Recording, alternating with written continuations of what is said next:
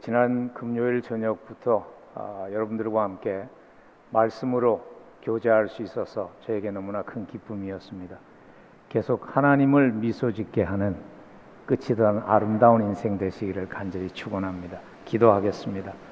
하나님, 오늘도 주의 말씀을 받습니다. 하나님, 이 말씀이 우리를 회복해 하시고 우리의 영의 눈을 뜨게 하셔서 우리의 인생이, 그리스도를 만난 우리의 인생이 시작보다 끝이 더 아름다운 인생으로 회복시켜 주시기를 간절히 기도합니다. 예수님 이름으로 감사하며 기도합니다. 아멘. 우리가 살아가는 인생이 과연 무엇인가를 이렇게 은유적으로 표현한 표현들이 많이 있습니다.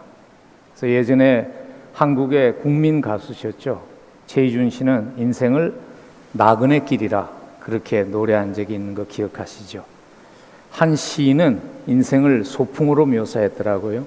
천상병이라는 시인은 나 하늘로 돌아가리라, 아름다운 이 세상 소풍 끝나는 날 가서 아름다웠더라고 말하리라.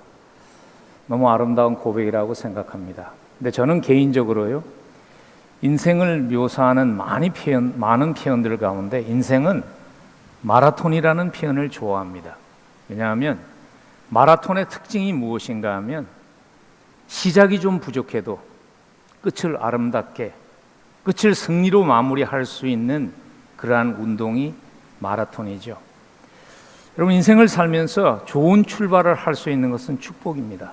그리고 우리가 인생을 살아가는데 많은 도움이 됩니다. 그러나 한 가지 문제는 뭐냐면 그 출발을 내가 선택할 수 없다는 겁니다. 내가 어떤 집안에서 태어날지 내가 선택할 수 없다는 것입니다. 내가 어떤 시대에 태어날지 그건 내가 선택할 수 없다는 것입니다. 그러나 우리의 인생의 마지막은 내가 어떻게 마칠 것인가를 선택할 수 있습니다. 아름다운 마침으로 마무리 지을 수 있습니다. 여러분, 하나님께서 우리를 쓰시기를 원하시는 이유가 그것입니다. 여러분, 하나님이 과연 우리의 도움이 필요하실까요? 필요치 않습니다. 세상을 보고만 하는데 하나님 우리 없이도 할 수 있습니다. 천군 천사를 동원하셔서 기적을 일으키셔서 하나님 하실 수 있습니다. 그럼에도 불구하고 하나님이 우리를 쓰시기를 원하시는 하나님의 마음은 무엇인가 하면요, 하나님께 쓰임받는 인생이 될 때 우리의 인생이 시작보다 끝이 아름다운 인생이 되기 때문이죠. 그래서 성경에 등장하는 많은 하나님을 만났던 사람들의 공통점이 뭐냐 하면 하나님을 만났기 때문에 그들의 인생이 시작보다 끝이 아름다운 인생이 됐다는 것입니다. 예수님의 족보에 등장하는 여인들이 그 한 좋은 예가 아닐까요? 남편을 잃고, 어린 나이에 남편을 잃고 시댁에서부터 버림을 받았던 다말이라는 여인, 시작은 너무나 비참한 시작이었습니다. 그러나 예수를 만났고 예수님 하나님 앞에 쓰임받는 인생이 됐을 때 그 인생이 의미 있는 인생이 됐죠. 이유를 알 수 없지만 몸을 파는 기구한 인생으로 시작되었던 라합이라는 여인, 시작은 너무나 형편없는 시작이었습니다. 그러나 하나님을 만났을 때 예수 그리스도가 이 땅에 오게 하시는 그 영광스러운 일에 쓰임받게 되었고 예수님의 족보에 이름이 남는 끝이 아름다운 인생이 되었습니다. 그리스도를 만난 우리들, 하나님을 이미 그리스도를 통해서 만난 우리들, 어떻게 하면 우리의 인생이 하나님께 쓰임받음을 통해서 끝이 더 아름다운 인생이 될 수 있을까요? 저는 오늘 그 질문의 답을 히브리서 3장의 본문을 통해서 한번 찾아보려고 그럽니다. 왜냐하면 히브리서 3장이 기록되어졌을 때의 목적이 무엇인가 하면 시작은 참 잘했는데, 예수 그리스도를 영접하고 시작은 참 잘했는데 아름다운 끝을 포기하고 싶은 그러한 프레셔를 받던, 유혹을 받던 사람들에게 기록된 하나님의 말씀이 히브리서입니다. 히브리서는 원래 유대인이었는데 예수 그리스도를 만나고 개종함을 통해서 가족으로부터 버림을 받고 친구들로부터 버림을 받고, 그리고 당시에 히브리서가 써졌을 때 로마의 왕이 네로였어요. 네로 황제가 로마를 황금집으로 만들겠다는 그 허망한 꿈 때문에 로마에다가 불을 지르죠. 그리고 나서 그 방화범이라는 누명을 그리스도인들에게 시험을 통해서 정치적으로 사회적으로 박해를 받던 때에 이 서신이 기록된 겁니다. 그래서 그들이 많은 유혹을 받았어요. 예전에 친구들이, 예전에 가족들이 유대교로 돌아와, 기독교를 포기하고 유대교로 돌아와, 유대교도 괜찮아 하는 유혹을 받으면서 차라리 그렇게 하는 것이 더 좋지 않을까. 아름다운 끝을 포기하고 싶은 사람들에게 기록된 서신이 히브리서예요. 그래서 히브리서 2장 1절에 보면은 히브리서를 기록한 저자의 마음이 이렇게 기록되어 있습니다. 그러므로 우리는 들은 것에 더욱 유념함으로 우리가 흘러 떠내려 가지 않도록 함이 마땅하니라. 예전 번역본이 저는 더 마음에 와서 닿는 것 같아요. 혹 흘러 떠내려 갈까 염려하노라. 그 염려 때문에 히브리서를 기록했다는 것이죠. 여러분, 오늘날 기독교인으로, 오늘날 하나님의 자녀로 살아가는 것이 당시와는 동일하지 않지만 우리에게도 비슷한 영적인 싸움이 있죠. 잠시의 편안함을 위해서 인생을 아름답게 마무리 지을 수 있는 그 소중한 축복을 포기하라는 유혹의 소리들이 우리 주변에도 많이 있지 않나요? 그냥 좀 흘러가는 대로 살면 안 돼? 좀 세상 흘러가는 대로 따라가면서 살면 안 돼? 꼭 그렇게 유별나게 예수 믿어야 돼? 꼭 그렇게 신앙생활 해야 돼? 하는 그러한 유혹의 소리가 믿음으로 살아가는 것이 점점 더 외로워지는 시대에 우리들도 살고 있지 않습니까? 혹시 이 자리에도 그런 분이 계시지 않나요? 인생에 찾아온 어려움 때문에 그냥 포기하고 그냥 흘러가는 대로 살고 싶은 그 유혹 앞에 서 있는 분이 오늘 혹시 이 자리에 오지는 않으셨는지요? 그래서 여러분, 히브리서의 메시지가 오랜 세월 전에 써졌지만 오늘을 살아가는 성도들에게도 너무나 필요한 하나님의 말씀입니다. 끝이 시작보다 더 아름다운 인생. 여러분, 인생을 마치면서 후회스럽게 마치고 싶은 사람이 누가 있어요? 아무리 출발을 잘했어도 인생을 마치면서 후회로 가득 찬 인생이라면 그 인생은 잘 살았다고 얘기할 수 없겠죠. 이왕이면 시작은 내가 결정할 수 없었지만 이왕이면 끝이 후회 없이 살았다고 고백할 수 있는 인생, 끝이 더 아름다운 인생 되려면 어떻게 살아야 할까요? 뭘 기억하고 살아야 할까요? 오늘 히브리서는 우리에게 이것을 꼭 기억하라고 1절에서 강조합니다. 1절 보시면요, 함께 하늘의 부르심을 받은 거룩한 형제라는 것을 기억하라는 거예요. 우리가 이 땅에 그냥 아무 목적도 없이 던져진 그러한 사람이 아니라 하나님의 목적 있는 인생으로 하나님의 목적을 이루어드리는 하나님의 부르심을 받은 소명자라는 것을 기억하고 살아가라는 것이죠. 여러분, 우리가 이렇게 이민자로 살아가는 것, 이 시대에 우리가 이민자로 살아가는 것이 그냥 우연히 이 시대에 이 장소에 던져진 것이 아니라 하나님의 목적이 있어서 그 목적을 이루기 위해서 우리를 이렇게 멀리까지 옮기셨고 이 시대에 우리로 하여금 살아가게 하신 하나님의 부르심의 목적이 있다는 것을 기억하라는 것입니다. 그래서 오늘 1절에서 구태여 그리스도인들, 그리스도 안에서 한 형제된 사람들 이렇게 묘사할 수 있었지만은 함께 부르심을 받은, 함께 하늘의 부르심을 받은 거룩한 형제들이라고 히브리서 저자는 오늘 우리의 신분을 묘사하고 있는 것입니다.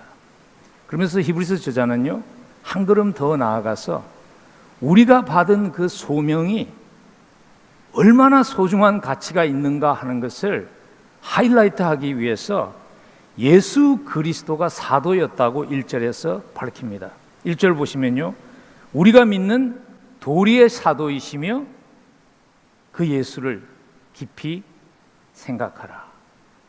사도라는 의미는 보냄을 받은 자라는 거예요.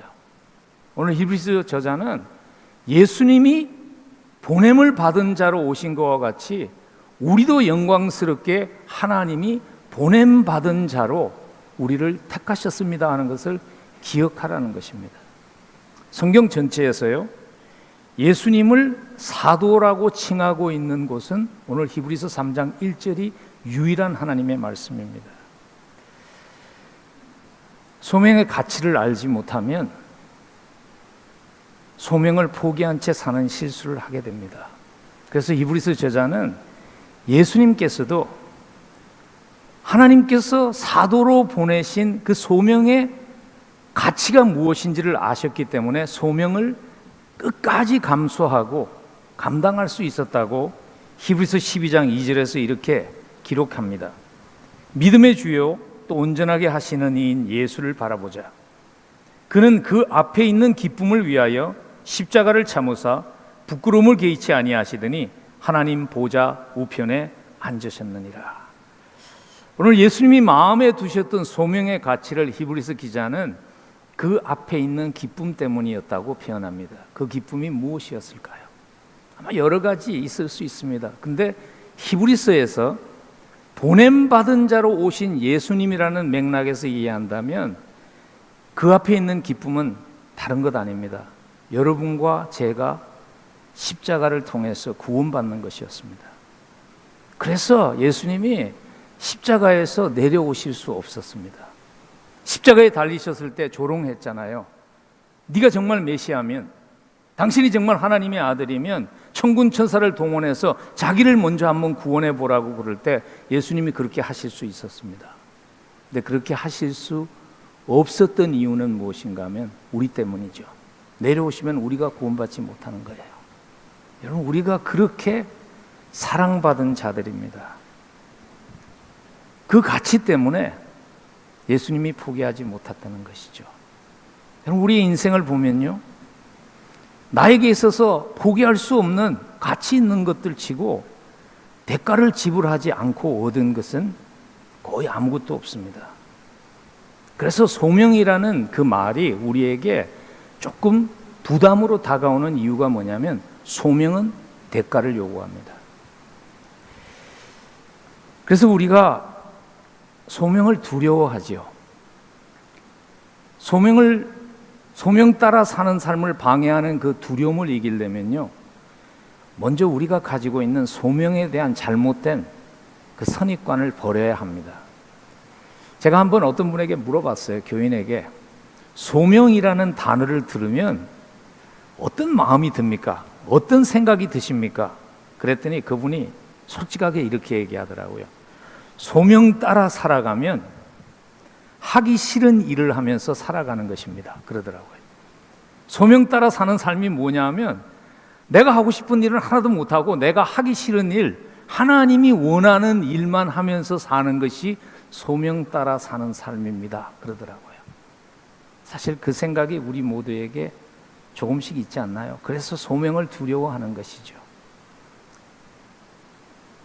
여러분, 하나님의 중심을 이해하셔야 합니다. 신앙생활 하면서요, 우리가 자꾸 속는 이유가 무엇인가 하면 하나님의 중심을 오해할 때가 많아요. 하나님께서 우리에게 소명을 주시는 이유는 우리가 하기 싫은 일을 시키기 위해서 소명을 주시는 것이 아니에요. 하나님이 우리에게 소명을 주시는 이유는 그 소명이 우리의 삶을 의미 있게, 그 소명이 우리의 삶을 더 아름다운 마침이 있는 인생이 되게 하기 때문입니다. 그런 하나님의 마음을 담은 하나님의 말씀이 있습니다. 우리 한번 함께 봉독하면 좋겠습니다. 예레미야서 29장 11절 한 목소리로 합독합니다. 여호와의 말씀이니라. 너희를 향한 나의 생각을 내가 아느니 평안이요 재앙이 아니니라. 너희에게 미래와 희망을 주는 것이니라. 하나님께서 우리에게 소명을 주시고 소명 따라 살기를 원하는 이유가 무엇인가 하면 그냥 그럭저럭 내가 왜 사는지도 모르고 사는 인생이 아니라 내 미래가 목적이 있고 의미가 있는 삶이 되게 하기 위한 것이라는 것이죠. 그래서 어떤 지혜로운 분이 너무 잘 표현한 것 같아요. 인생이 의미가 있고 만족이 있으려면 세 가지의 조각 그림이 맞춰져야 된다는 겁니다. 그 중에 하나라도 빠지면 인생은 항상 뭔가 부족한 인생이 된다는 겁니다. 첫 번째 그림은 뭐냐면 사랑받음이라는 조각 그림이에요. 우리는 모두 사랑받기를 원합니다. 한때 가장 인기 있었던 복음송이 그거잖아요. 당신은 사랑받기 위해 태어난 사람. 많이 부르셨죠.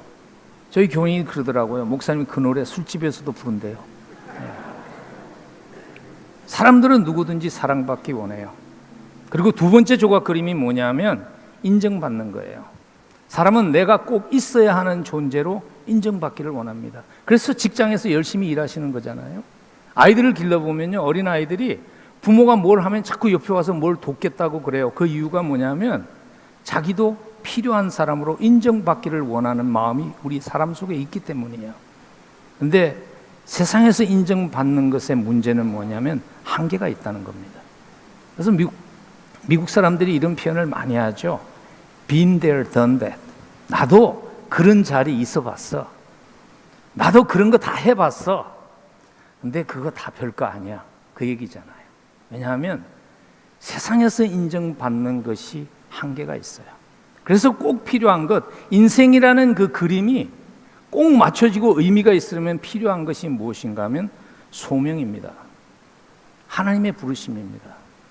하나님께서 목적이 있어서 우리에게 무언가를 하게 하셨고 이루게 하셨는데 그게 하나님의 목적과 맞춰질 때 그것들이 의미를 찾게 되는 거예요. 그걸 절실하게 불행하게도 인생의 마지막에 깨달은 사람이 누구인가 하면 솔로몬 왕입니다. 솔로몬 왕만큼 많이 사랑받았고 많이 인정받은 사람이 없어요. 근데 그의 결론은 무엇이었는가 하면 헛되고 헛되고 헛되도다. 마치 바람을 잡는 것과 같다. 그러면서 전도서 마지막에 가면 후대 사람들에게 내가 한 실수를 답습하지 말라고 이런 조언을 합니다. 전도서 12장 1절에서 너는 청년의 때에 너의 창조주를 기억하라.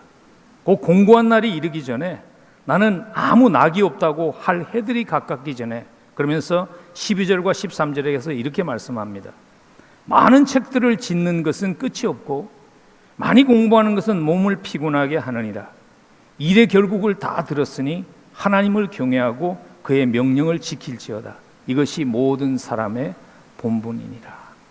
솔로몬이 말하는 것입니다. 우리가 살아가면서 이루는 그 모든 것들이 궁극적으로 하나님의 목적과 부합되지 않으면 그것은 우리의 삶에 우리가 찾는 의미와 만족을 가져다 주지 못한다는 겁니다. 혹시 여러분들 가운데서요, 난 정말 열심히 살았는데, 그래서 정말 세상에서 좀 많은 것도 이루었는데 삶이 왜 이렇게 내가 기대했던 의미와 만족이 없을까 하는 의문을 가지시고 지금 고민하는 분이 계시면요, 여러분 더 열심히 살아야 되는 게 아니에요.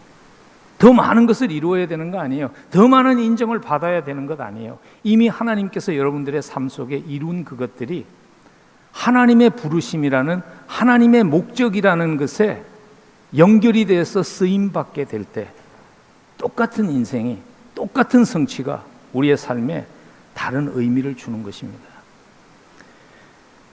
그 대표적인 스토리가 에스더의 스토리예요. 에스더가 페르시아의 왕후가 된 것, 그것은 그림자 소명이었어요. 그 자체가 소명이 아니었어요. 그 일은 그것보다 더 큰 일을 이루기 위한, 진짜 소명을 이루기 위한 그림자 소명에 지나지 않았는데 거기에 머무르려고 하는 유혹을 받았잖아요. 그래서 사촌 오빠였던 모르드게가 그걸 깨우쳐 주면서 한 얘기가 바로 에스더서 4장 14절이죠. 내가 황후의 자리를 얻은 것이 이때를 위함이 아닌지 누가 아니냐. 네가 그 자리에 선 것, 네가 페르시아의 여왕이 된 것은 페르시아에서 가장 아름다운 여인이 되고 페르시아의 부귀영화를 누리는 그것이 목적이 아니라 그건 그림자 소명이라는 거예요. 진짜 소명은 뭐냐면 예수 그리스도가 이 땅에 오시도록 하나님의 사람들을 보호하는 그 역할을 위해서 이 시대에 이때의 그 자리에 하나님께서 너를 앉힌 것이다 하는 것을, 진짜 소명을 깨달으라고 모르드게가 얘기해 준 것이죠. 여러분, 감사한 것은 이것입니다. 구원받은 사람에게는요, 누구에게나 진짜 소명이 주어진다는 거예요. 구원받은 사람에게는 모두에게 소명이 주어집니다. 그래서 아마 여러분들이 제자 훈련할 때마다 다 이렇게 암기하는 구절인데, 에베소서 2장 10절을 보면 우리는 그가 만드신 바라 그리스도 예수 안에서 선한 일을 위하여 지으심을 받은 자니 이 일은 하나님이 전에 예비하사 우리로 그 가운데 행하게 하려 하심이라. 그리스도 안에서 우리는 선한 일을 하도록 부름받은 자입니다. 그러면 질문은 무엇인가 하면 그리스도를 만난 내 인생에 하나님이 원하시는 선한 일이라는 것이 과연 구체적으로 무엇인가 하는 것이죠. 성경은 여러 성경의 구절들이 그러한 것을 설명해 주는 구절들이 있는데 오늘 히브리서도 그러한 하나님의 말씀 가운데 하나입니다. 히브리서는 우리에게 이렇게 답해 줍니다. 우리가 해야 되는 선한 일이 무엇인가 하면 하늘과 땅을 연결하는 다리를 놓는 그 역할을 하기 위해서 브리지 빌더로, 다리 놓는 자로 우리가 부름받았다는 것을 기억하라는 것이죠. 그래서 오늘 1절 말씀은 보시면요, 그걸 설명하기 위해서 예수 그리스도가 사도라는 것을 말씀하신 후에 곧 이어서 대제사장이신 예수를 깊이 생각하라 이렇게 얘기합니다. 여러분, 제사장의 역할이 뭐냐 하면 죄인과 하나님 사이에 다리 놓는 역할을 하는 거예요. 그래서 제사장을 라틴어로 폰티펙스라고 불러요. 폰트는 뭐냐면 다리예요. 팩스는 뭐냐면 메이커예요. 브리지 빌더가 제사장이에요. 근데 그 중에 예수 그리스도가 대제사장의 역할을 하신 것이죠. 대제사장이신 다리 놓는 자로 오신 예수님이 이 땅에 오셔서 역할이 뭐냐면 죄인들이 하나님께 나아갈 수 있도록 다리 놓는 역할을 하신 거예요.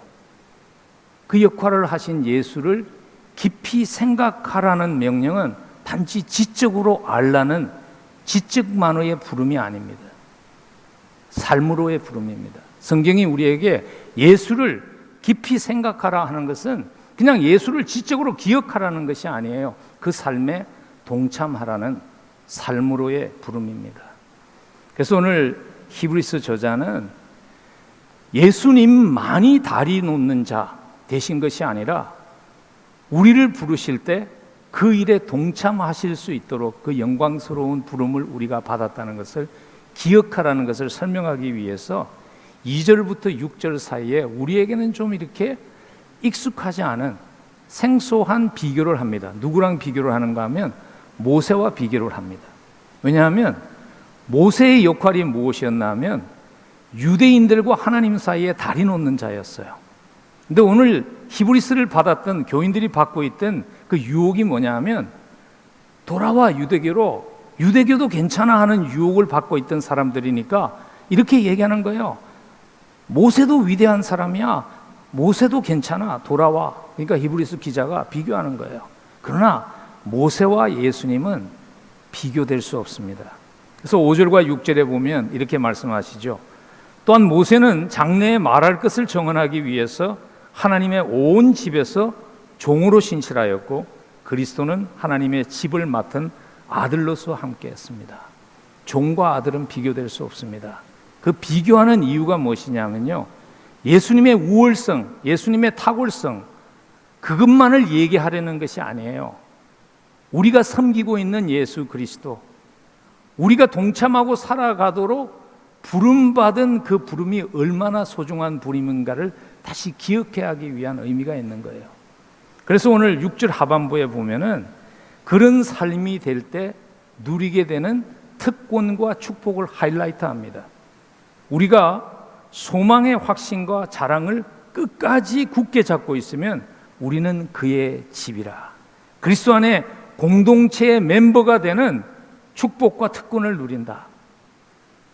근데 히브리서 저자의 마음속에 그것을 그냥 수동적으로 받는 것을 수신인들이, 서신을 받았던 사람들이 그냥 내가 예수 믿었으니까 그냥 그건 내가 수동적으로 받는 것을 조금 염려한 것 같아요. 그래서 책임을 강조하죠. 오늘 보면 소망의 확신과 자랑을 끝까지 굳게 잡으라는 거예요. 그럴 때 그걸 우리가 누린다는 거예요. 그러면서 오늘 사실 우리가 6절까지만 읽었지만은 14절에 가서 우리가 그리스도의 집이 된다는 것이 구체적으로 어떤 의미인가를 좀 더 추가 설명하기 위해서 14절에 가서 똑같은 비교를 다시 한번 합니다. 6절에 보면 그렇게 하잖아요. 끝까지 굳게 잡고 있으면 우리는 그의 집이라. 14절에 보면 끝까지 견고히 잡고 있으면 그리스도와 함께 참여하는 자가 되리라. 그리스도의 집이라는 의미가 자칫 잘못하면 수동적으로 그냥 내가 누리는 것만 생각할 수 있잖아요. 그래서 우리가 집이 된다는 그 의미가 뭐냐면 그리스도와 함께 참여하는 자가, partner with Christ, 그냥 지켜보는 청중이 아니라 함께 동참하는 자가 되는 영광을 누리는 것이라고 오늘 비교하고 있는 것입니다.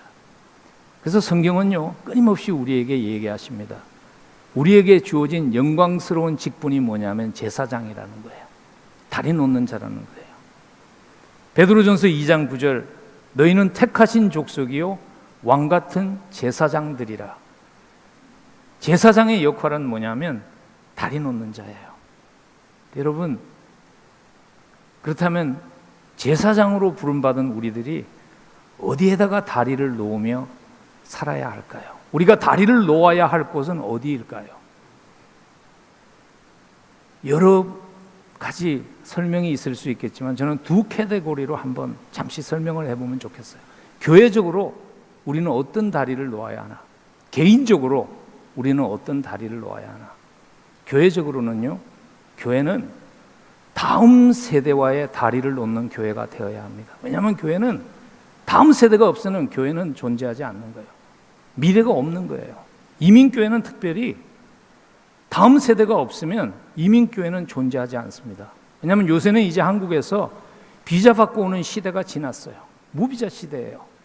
이제 더 이상 이민자가 들어올 수 없는 상황인데, 그렇다면 이민교회의 존속은 다음 세대를 우리가 믿음의 다리를 놓음을 통해서 그들이 계속 하나님의 나라를 이 땅에서 세워나가는 일을 하도록 교회가 그 사명을 잊어버리지 않아야 한다는 겁니다. 근데 불행하게도요, 너무 당연한 것인데 인식하지 못하는 분들이 참 많다는 겁니다. 제가 시카고에 가서 다음 세대를 와의 다리를 놓는 역할이 얼마나 중요한가 하는 세미나를 한 적이 있어요. 근데 마지막에 이제 세미나가 마치고 Q&A를 한 거죠. Question and Answer 시간에 이제 질문 있으면 하십시오 그랬는데 어떤 권사님이 손을 들더라고요. 근데 제가 그 권사님을 잘 알아요. 왜냐하면 제가 예전에 대학생 청년사회 갈 때 그 아이를 가르쳤어요. 믿음이 굉장히 좋은 분이세요. 매일 새벽 기도에 나오세요. 그리고 그분이 아주 피아노를 잘 치세요. 새벽 기도에 남아서 매일 아침마다 반주를 발런티어를 하는 분이세요. 그래서 제가 그분이 손을 들기에 기대가 됐어요. 무슨 질문을 하실까? 그랬더니 그분이 저에게 이렇게 질문했어요. 목사님, 꼭 질문은 아니고요, 카멘트를 하나 하고 싶은데, 지금 목사님이 설명한 거 다 이해가 되고 너무 좋은 말씀인데 그거 내 죽고 나서 다음에 하면 안 돼요, 그러시더라고요.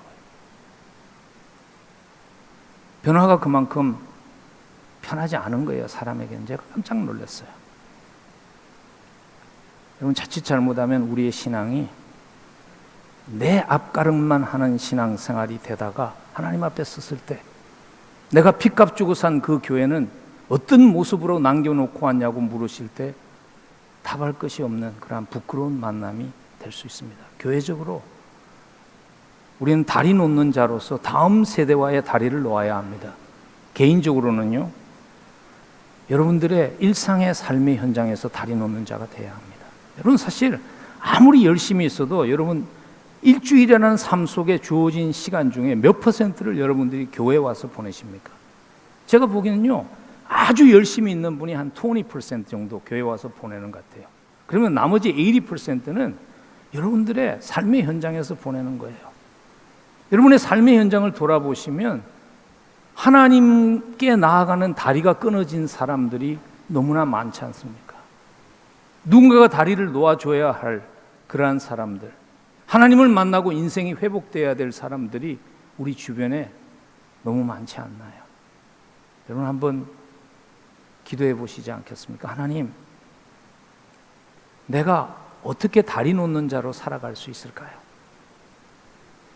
저에게 연세가 많은 권사님이 그 기도를 했어요. 이분은 이민 오셔서요, 열심히 살아서 성공하신 분이세요. 그래서 그 후에 은퇴하고 삶을 사는데 경제적인 아무런 어려움이 없는 분이었어요. 맥클레인에 사셨거든요. 근데 그분이 기도를 하고서 어떤 일을 결정했는가 하면 베이비시팅을 하기로 결정했어요. 왜냐하면 저희가 살고 있는 이 지역은 주재원과 특파원들이 많이 오는 지역입니다. 젊은 부부들이 많이 오는데 그들 가운데 하나님을 알지 못하는 많은 사람들이 있거든요. 그래서 자기 집에서 얼마 멀지 않은 곳에 영사관에 직원으로 온 젊은 부부의 아이를 돌봐주기 시작했어요. 근데 자기 손자 손녀처럼 돌봐주니까 젊은 부부가 너무 감사했어요. 그래서 권사님의 생일 때 이렇게 얘기한 거예요. 권사님, 우리가 선물 하나 하고 싶은데 뭐가 필요하세요? 물어봤어요. 권사님 답하셨어요. 나는 필요한 거 하나도 없습니다. 다 있습니다. 근데 한 가지 부탁이 있습니다. 저희 교회 한번 나와주시지 않겠어요? 그래서 그분이 교회를 나왔어요. 그래갖고 몇 번 왔다 갔다 하셨죠. 하시다가 임기가 끝나서 돌아가셨어요.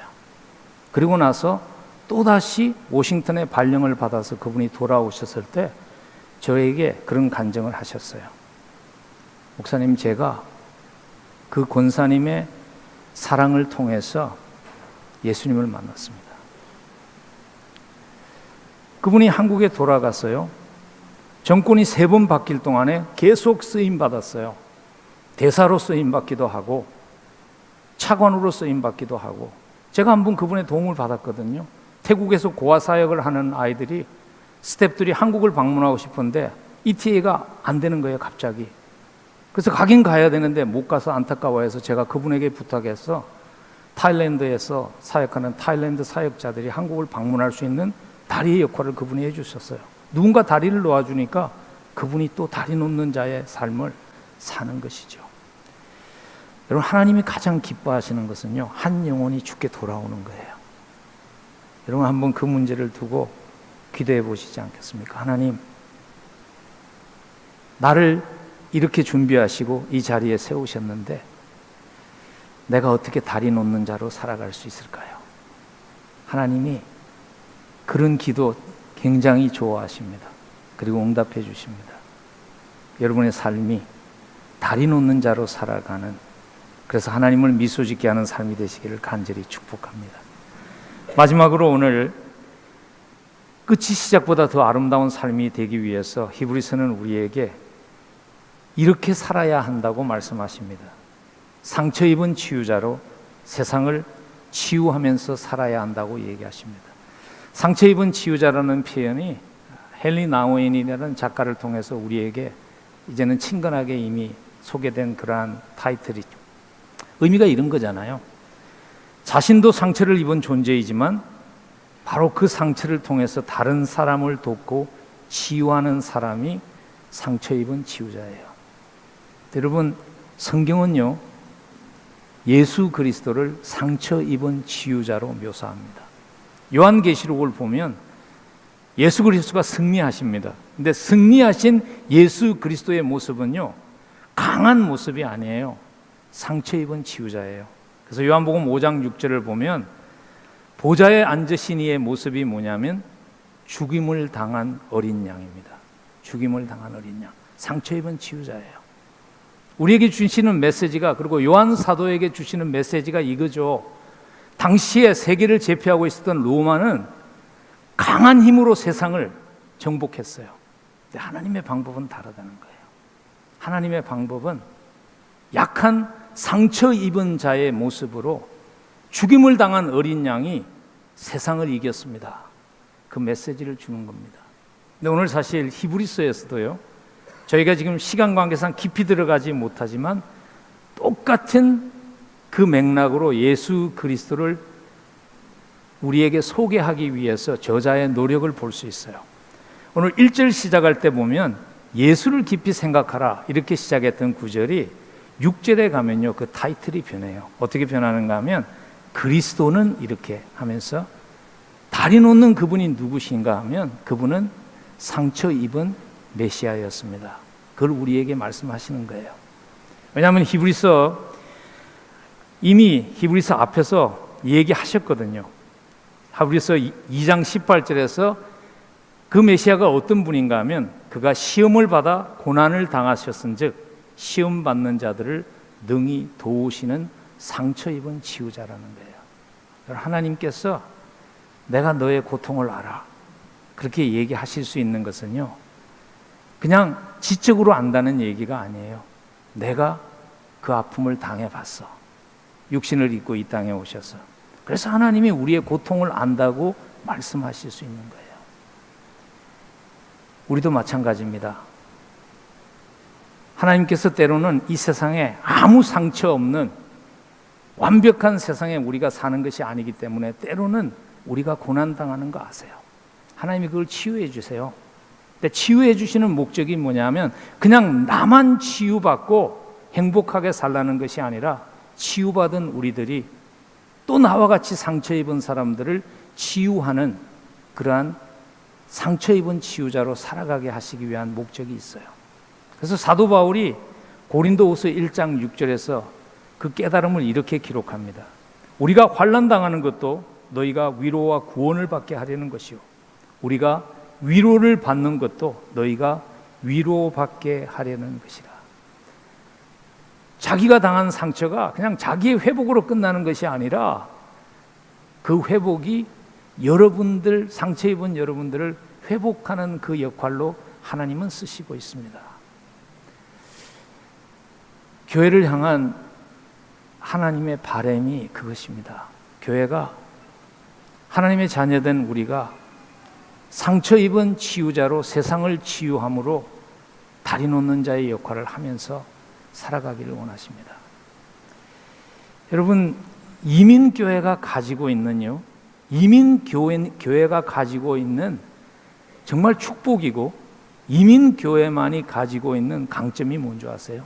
그건요, 우리는 상처 입어봤다는 거예요.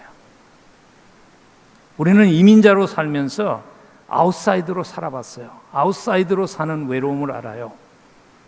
아무리 성공하셔도요, 여러분, 우리는 여전히 아웃사이드예요. 그래서 그렇게 묻잖아요. Where are you from? 너 어디서 왔니? 제 친구 중에 미국 큰 회사에 CEO가 있어요. 뉴욕 라이프에서 CEO였어요. 그 친구도 물어요, 사람들이. Where are you from? 우리는 아웃사이드예요. 우리는 배고파봤고요. 우리는 외로워봤고요. 우리는 무시당해봤어요. 근데 그것이 하나님이 우리를 치유하셨잖아요. 그리고 하나님은 그 경험이 외로움을 당하는 사람들, 무시당하는 사람들, 아픔을 당하는 사람들을 치유하는 축복의 통로로 쓰기를 원하십니다. 그것이 이민교회가 가지고 있는 특별한 하나님이 주신 축복입니다. 저는 사실 예수 믿고 목회를 한 곳이, 담임 목회를 한 곳이 열린문 장로교회밖에 없어요. 그냥 거기가 첫 번째 목회지고 그게 제 마지막 목회지예요. 그래서 다른 교회를 잘 몰라서 그냥 열린문 교회 얘기를 하는 거 용서하시고 들으십시오. 열린문 교회에서 일어나고 있는 많은 사역들을 제가 이렇게 들여다보면서 한 가지 공통점을 찾았어요. 그게 뭐냐면요, 우리의 아픔이 이웃의 아픔을 느끼게 했고 그 아픔 때문에 그 이웃의 아픔을 치유하는 사역들이 대부분이에요.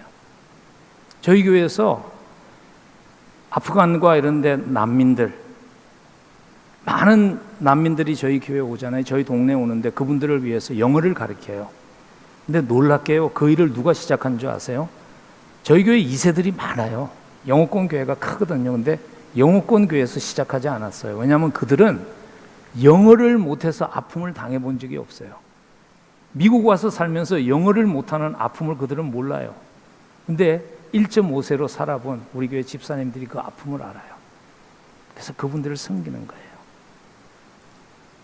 저희 교회 1.5세 집사님들이 주일날 저녁마다 한 3년 정도를 저희 교회 주변에 있는 아랍교회에 가서 주일학교를 섬겼어요.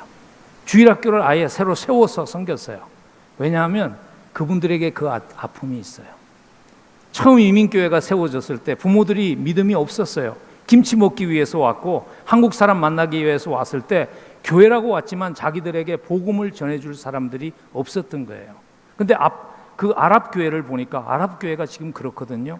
그냥 서로 보고 싶어서 오는 거지 예수 믿기 때문에 오는 게 아니에요. 주일날 그러다 보니까 누가 주일학교를 할 수 있겠어요? 아이들은 그냥 방치된 대로 있는 거예요. 그래서 이분들이 주일날 교회 와서 예배드리고 저희 교회에서 섬기고, 아랍교회 특징은 뭐냐면 주일 예배가 저녁에 모여요. 왜냐하면 직업들이 뭐 이렇게 택시 운전사 이런 분들이 많기 때문에. 그래서 거기 가서 아랍교회에서 주일학교를 세우고 아이들을 한 3년간 섬겼어요. 지금은 자기 스스로 주일학교를 운영해 갈 수 있는 교회가 됐어요. 여러분들 혹시 하나님께서 여러분들의 상처를 치유해 주셨다면요, 그냥 치유받은 것으로 물론 너무 감사하죠. 거기에 머무르지 말고 여러분의 그 상처의 치유받음이 상처받은 수많은 우리 주변의 사람들을 치유해 주는, 상처 입은 치유자로 살아가는, 하나님을 미소 짓게 하는, 주님 닮은 인생 되기를 주의 이름으로 간절히 축복합니다. 말씀 마무리 짓습니다.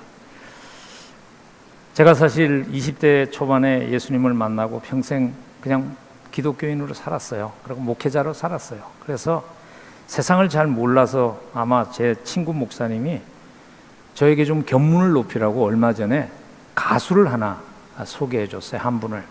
근데 가수를 제가 직접 만난 건 아니고요, 그분의 노래를 소개해 줬어요. 그분의 노래를 통해서 제가 참 많은 생각을 하게 한 그 한 노래가 있어요. 그래서 가사를 여러분들에게 함께 나누면서 말씀 마치려고 그러는데요, 그 가사가 이런 가사예요. 점점 더 멀어져 간다. 머물러 있는 청춘인 줄 알았는데 비어가는 내 가슴 속에 아무것도 찾을 수 없네. 계절은 다시 오지만 떠나간 내 사랑은 어디에? 내가 떠나보낸 것도 아닌데, 내가 떠나온 것도 아닌데 조금씩 잊혀져 간다. 머물러 있는 사랑인 줄 알았는데 또 하루 멀어져 간다. 매일 이별하며 살고 있구나. 매일 이별하며 살고 있구나.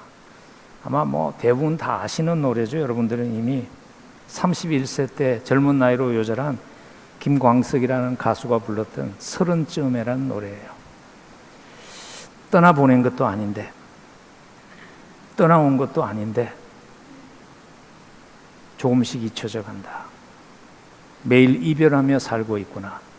매일 이별하며 살고 있구나. 여러분, 흘러가는 세월을 붙잡을 수 없습니다. 결산의 순간을 준비하면서 살 수 있는 지혜가 필요합니다.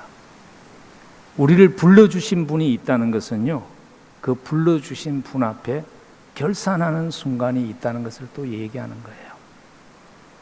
근데 결산이라는 단어가 꼭 짐이 되는 부정적인 단어는 아니에요. 왜냐하면 결산이라는 단어가 우리로 하여금 지금이라는 순간을 생각하며 살게 하는 그런 역할을 하기 때문이죠.